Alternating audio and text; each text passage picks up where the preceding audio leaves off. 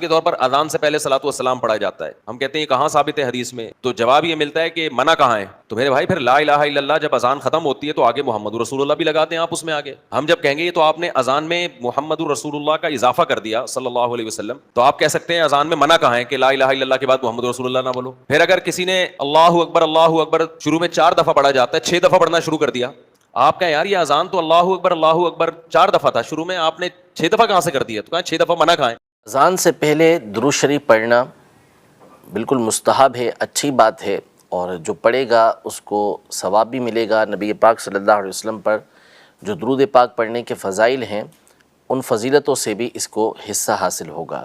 اور اذان کے بعد درود پاک پڑھنا یہ تو خود سیدنا بلال رضی اللہ تعالی عنہ سے ثابت ہے کہ وہ بارگاہ رسالت میں حاضر ہوا کرتے تھے اور آپ علیہ الصلوۃ والسلام کی بارگاہ میں سلام عرض کیا کرتے تھے, صلاۃ والسلام عرض کیا کرتے تھے اذان کے بعد. اسی طرح اذان سے پہلے بھی کچھ کلمات کا کہنا سنن نبی داؤد شریف کے حدیث مبارکہ ہے کہ جس میں حضرت بلال رضی اللہ تعالی عنہ اونچے مکان پہ چڑھ کر اذان دیا کرتے تھے اور اس سے پہلے کچھ کلمات آپ کہا کرتے تھے جس سے لوگ متوجہ ہو جائیں. تو اذان کے جو کلمات ہیں وہ تو مخصوص ہیں, جو ہم نے اس کے اندر کسی طرح کی کوئی تبدیلی نہیں کرنی اور نہ ہم کر سکتے ہیں. البتہ اذان کے بعد اور اذان سے پہلے کچھ ایسے کلمات پڑھنا جیسے درود شریف پڑھنا ہے جس سے پتہ چل جائے کہ یہ اذان کا حصہ نہیں ہے. اس انداز میں اگر کوئی نبی پاک صلی اللہ علیہ وسلم کی بارگاہ میں درود شریف پڑھتا ہے تو اس میں اصلاً کوئی حرج نہیں ہے. اصل جو ممانعت ہے وہ یہ ہے کہ جس طرح اذان مقرر ہوئی اس کے اندر آپ کسی طرح کی تبدیلی نہیں کر سکتے. اس پر بہت سارے دلائل ہیں, میں مختصراً 1-2 باتیں اس حوالے سے عرض کرتا ہوں, ورنہ اس پر ہم کئی مرتبہ تفصیل سے گفتگو کر چکے ہیں. قرآن مجید فرقان حمید میں اللہ جل شانہ نے یہ ارشاد فرمایا یا ایھا الذین آمنوا صلوا علیہ وسلموا تسلیما, کہ اے ایمان والو اس غیب بتانے والے پر درود بھیجو اور خوب سلام بھیجو. اس میں اللہ جل شانہ نے کسی طرح کی کوئی قید نہیں لگائی کہ آپ کھڑے ہو کر درود پاک پڑھیں, بیٹھ کے نہ پڑھیں, یا بیٹھ کے پڑھیں کھڑے ہو کے نہ پڑھیں, فلاں وقت میں پڑھیں فلاں وقت کے اندر نہ پڑھیں. کوئی قید نہیں ہے اس کے اندر, اس کو مطلق کہا جاتا ہے. تو جہاں شریعت مطہرہ روکے گی کہ اس مقام پر آپ درود شریف نہیں پڑھیں گے, جیسے نماز کے اندر نہیں پڑھ سکتے کہ نماز کے مخصوص اوراد ہیں, تو اتحیات کے علاوہ آپ نے, یا جو دعائے قنوت ہے اس کے علاوہ آپ نے, دعائے قنوت کے بعد جو ہوتا ہے اس کے علاوہ آپ نے نہیں پڑھنا. یعنی کوئی تلاوت کی جگہ درود شریف پڑھنا شروع کر دے, یا کوئی رکوع سجدے کی جو تسبیح ہے اس کی جگہ درود شریف پڑھنا شروع کر دے, تو ظاہر ہے کہ اس کی اجازت اس کو نہیں دی جائے گی. اسی طرح کوئی مثال کے طور پر باتھ روم کے اندر ہے تو یہ وہ مقام ہے کہ جہاں درود پاک نہیں پڑھا جائے گا, کوئی بھی ذکر و اذکار اس مقام پر نہیں کیا جائے گا. اسی طرح قرآن سن رہے ہیں تو چونکہ قرآن سنتے وقت اس بات کا حکم ہے کہ بندے نے خاموش رہنا ہے, تو وہاں پر بھی وہ درود پاک نہیں پڑھے گا جب نبی پاک صلی اللہ علیہ وسلم کا نام نامی آئے گا. خود قرآن پڑھ رہا ہے اس وقت نبی پاک صلی اللہ علیہ وسلم کا نام نامی آ جاتا ہے تو وہاں نہیں پڑھے گا, نماز میں آ جاتا ہے. ہاں, تو اب بندہ جو ہے جہاں پر مقرر کیا گیا ہے کہ یہاں نہیں پڑھ سکتا وہ ٹھیک ہے, اس کے علاوہ کوئی ایسا مقام نہیں ہے کہ جس پر ہم اپنی طرف سے روک لگا دیں کہ یہاں درود پاک نہیں پڑھ سکتے. اللہ پاک نے واضح طور پر ہمیں اس بات کی اجازت دی ہے کہ ہم خوب درود پاک پڑھیں. اس کی سیدھی سمپل سی مثال یہ ہے کہ ابھی 7:10 ہو رہے ہیں, اگر ہم اس وقت ہاتھ باندھ کے نبی پاک صلی اللہ علیہ وسلم کی بارگاہ میں درود پیش کرتے ہیں تو اب کوئی کہے کہ اس پر دلیل کیا ہے؟ روزانہ ہماری عادت ہے کہ ہم اس وقت مثال کے طور پہ 7:11 پر درود پاک پیش کر رہے ہیں, تو اگر کوئی یہ کہے کہ دلیل کیا ہے تو اسے کیا کہا جائے گا؟ اسے یہی کہا جائے گا کہ اللہ پاک نے ہمیں اس بات کی اجازت دی ہے, ہم دعا مانگنا شروع کر دیں اس وقت. کوئی کہے کہ بھائی اس وقت دعا مانگنا کہاں سے ثابت ہے؟ تو ہم کہیں گے کہ قرآن پاک فرماتا ہے وقال ربکم ادعونی استجب لکم, آپ کا رب فرماتا ہے کہ آپ مجھ سے مانگو میں تمہیں دوں گا. تو اللہ پاک نے مطلق اجازت دی کہ ہم کسی بھی وقت دعا مانگ سکتے ہیں. تو اسی طرح مطلق فرمایا کہ درود پاک پڑھو تو کسی وقت بھی پڑھا جا سکتا ہے. البتہ جو ممنوع چیز ہوتی ہے وہ ہوتی ہے کہ جو نبی پاک صلی اللہ علیہ وسلم کے مقرر کردہ چیزوں کو بدل دے یا اس کو اٹھا دے.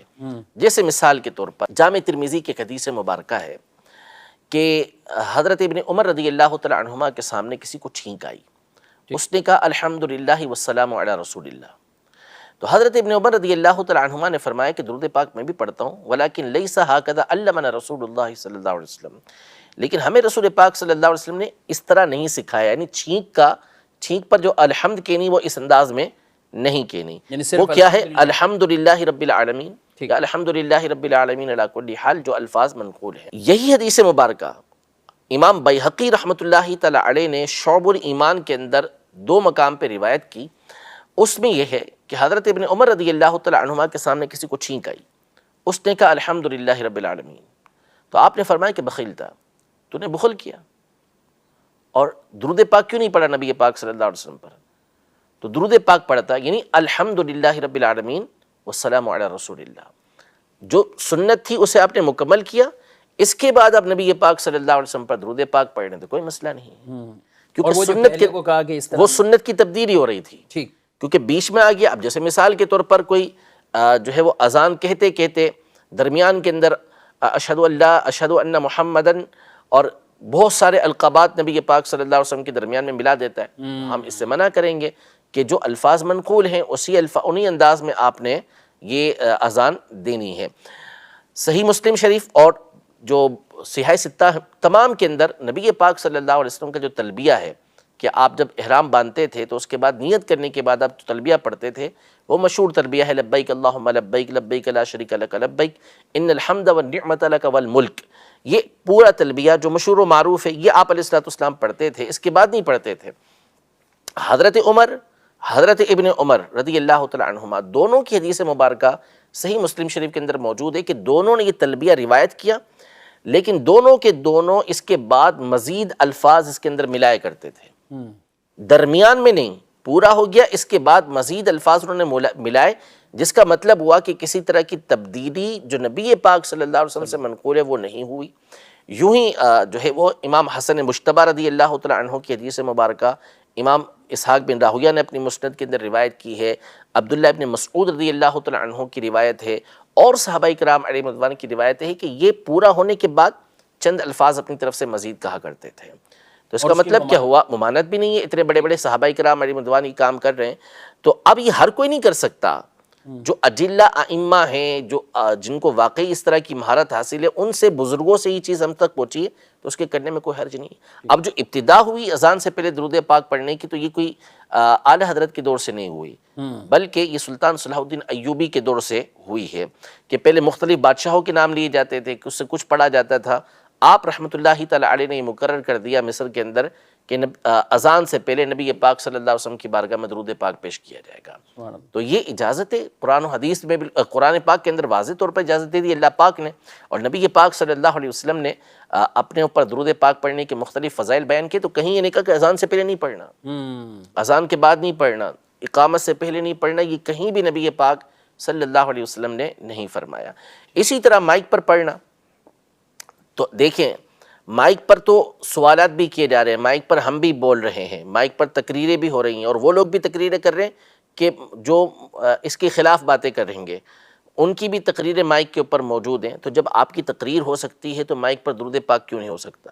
البتہ جو ہمارا طریقہ کار ہے وہ یہ ہے جو امیر علیہ سنت نے اپنے اسلاف کے تعلیمات کی روشنی میں ہمارے سامنے بیان کیا ہے کہ آپ لوگ تو ادھم داڑ کر کے جو چاہیں کریں کرتے رہیں، لیکن ہماری جو تعلیم ہے وہ یہ ہے کہ ہم کسی کو تکلیف دینے کا سبب نہیں بنیں گے.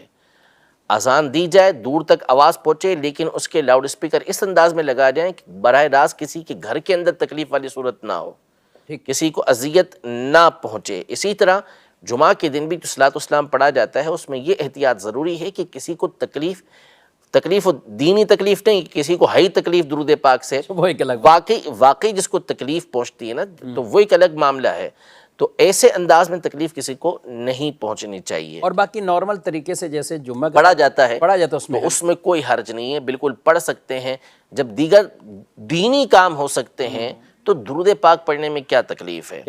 یعنی اگر مثالیں دینے پر آئیں تو ہم صحابہ کرام علیہ رضوان کے دور سے آج تک وہ کام کہ جو نبی پاک صلی اللہ علیہ وسلم نے نہیں کیے صحابہ نے وہ کیے، صحابہ نے نہیں کیے تابعین نے وہ کیے، تابعین نے وہ نہیں کیے تبع تابعین نے وہ کیے، تبع تابعین نے جو نہیں کیے وہ ان کے بعد والوں نے کیے. اور آج تک نیک کام سمجھ کر دین کے کام وہ کیے جا رہے ہیں کہ جو قرون ثلاثہ سے ثابت نہیں ہے. تینوں جو ادوار ہیں برکت والے ان کے اندر یہ ثابت نہیں ہے، اس کے بعد بھی وہ کام آج کے دور کے اندر کیے جا رہے ہیں اور اس کو نیکی اور دین سمجھ کے کیا جاتا ہے۔ ہر وقت آپ جسمہ مونا نہیں ہے تو آپ درود و سلام پڑھتے رہیں، اور یہ کوئی اذان کا حصہ نہیں ہے۔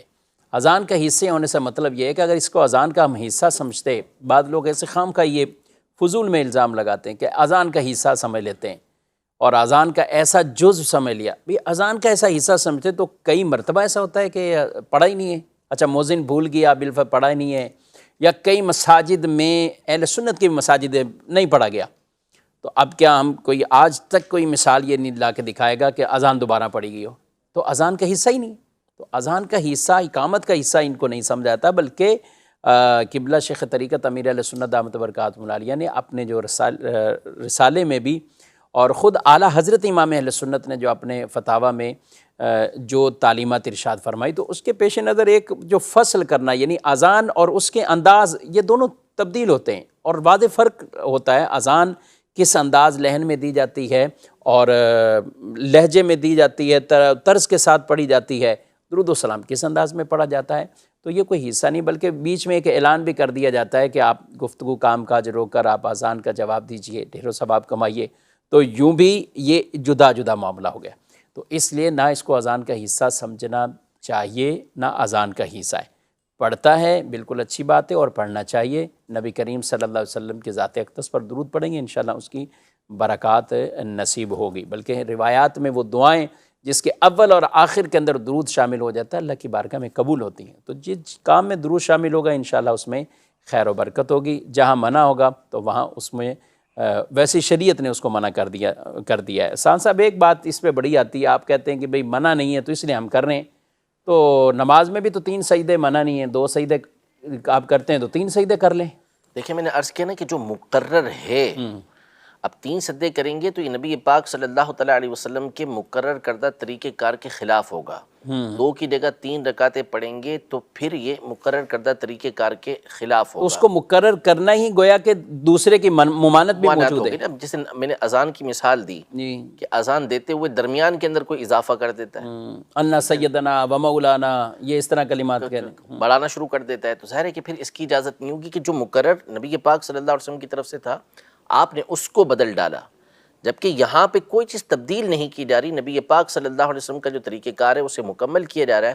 باقی پھر صحابہ کرام علیہم رضوان اور تابعین کی تعلیم کی روشنی کے اندر علماء نے اس بات کی اجازت دی تو اسے اختیار کیا جا رہا ہے۔